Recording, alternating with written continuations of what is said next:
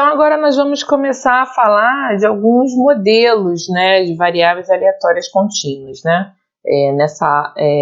Nós vamos falar de alguns modelos para culminar na distribuição normal na próxima semana, que é o principal modelo para variável aleatória contínua. Então, vamos começar falando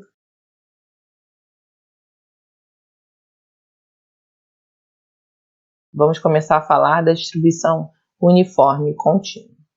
Então, uma variável aleatória contínua, definida no intervalo a e b, ela vai ser dita uma variável com distribuição uniforme se sua função densidade é do tipo f de x igual a 1 sobre b menos a, com x variando de a b. Então, a notação para isso vai ser que x tem distribuição uniforme entre a e b, né? Mas, por que é essa função? Justamente por causa disso aqui, tá? Quando eu tenho um f de x, repara que o f de x aqui é constante, tá?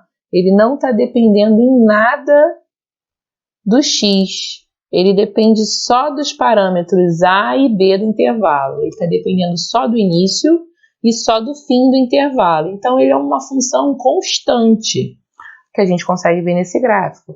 É uma função onde todo mundo entre a e b tem o mesmo valor, que é 1 sobre b menos a. Por isso a gente diz que é uma função, uma distribuição uniforme, porque todo mundo tem a mesma probabilidade de acontecer. É o que o gráfico está dizendo aqui, tá? Todo mundo, esse aqui é o eixo da função densidade, a função da probabilidade, e todo mundo entre a e b tem a mesma chance de acontecer. Uma função constante, né?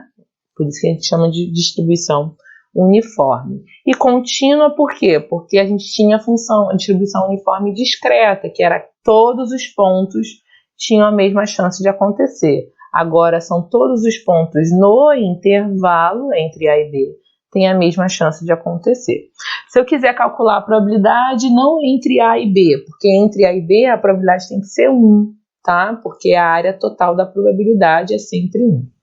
Agora, se eu quiser calcular a probabilidade entre dois pontos aqui dentro, esse x1 e esse x2, por exemplo, eu vou calcular a probabilidade de x estar entre x1 e x2 com a nossa função densidade através da integral, tá?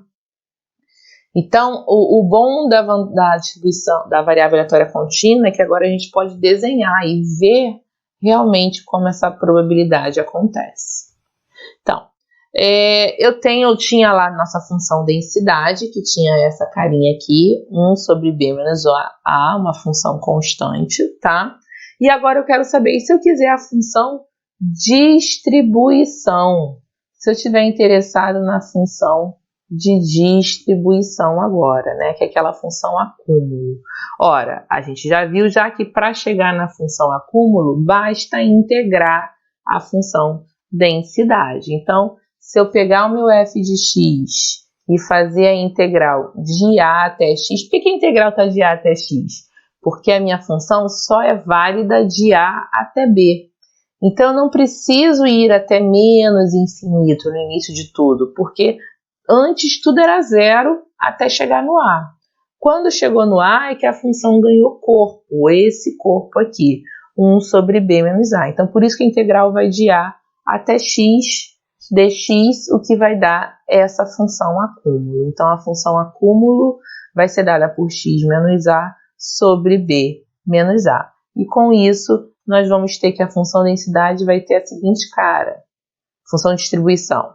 Se x é menor do que zero, de a, menor do que a, nada aconteceu. Ninguém teve probabilidade.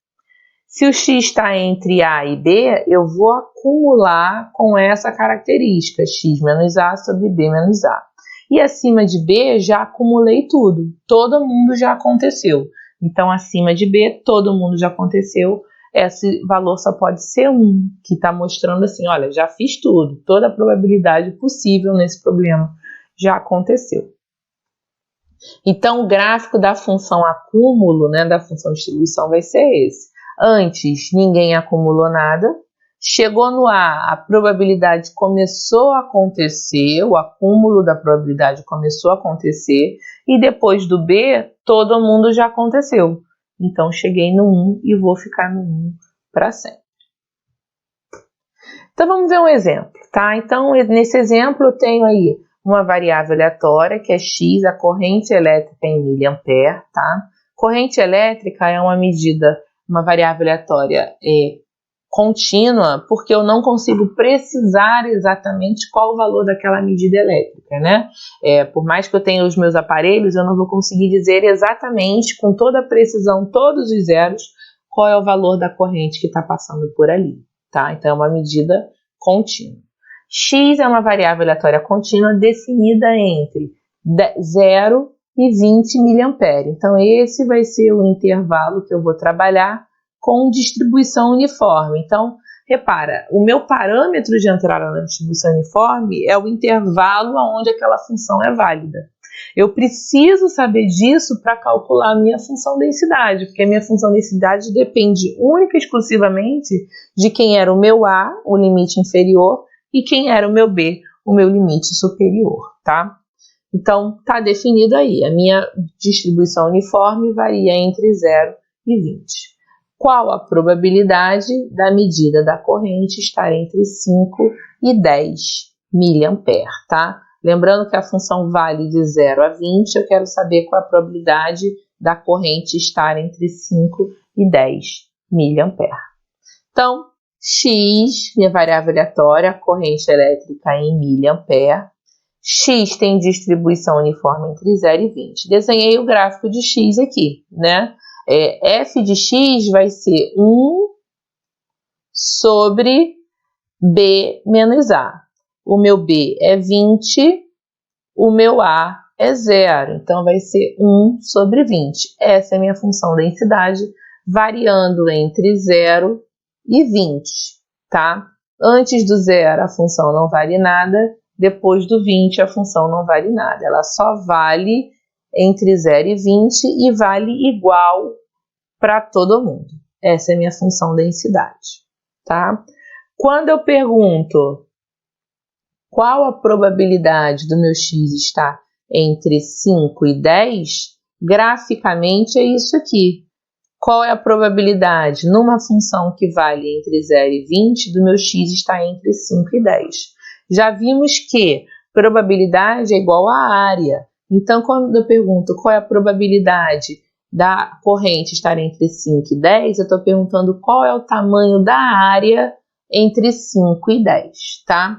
Na função uniforme, na distribuição uniforme, dá para ver de cara. Eu já consigo ver nesse exemplo. Poxa, isso era um retângulo variando de 0 a 20 e eu quero esse pedacinho entre 5 e 10. Já consigo ver graficamente qual é o resultado dessa probabilidade, porque probabilidade é área, tá? Agora, se eu for calcular numericamente, nós vamos ter o seguinte, que a probabilidade do x estar entre 5 e 10 é a integral entre 5 e 10 da minha função densidade 1 sobre 20, tá? Joguei meu f de x, que é 1 sobre 20, variando entre 5 e 10. Então, eu vou calcular a integral. Vai ser 1 sobre 20 vezes 10 menos 5, que vai ser igual a 0,25, ou 25% de chance, ou 25% da área total. Lembrando que isso é uma curva de probabilidade, então a área total vale sempre 1, ou sempre 100%. Então, esse pedacinho aqui é 25% da área total, ou 0,25. Ok?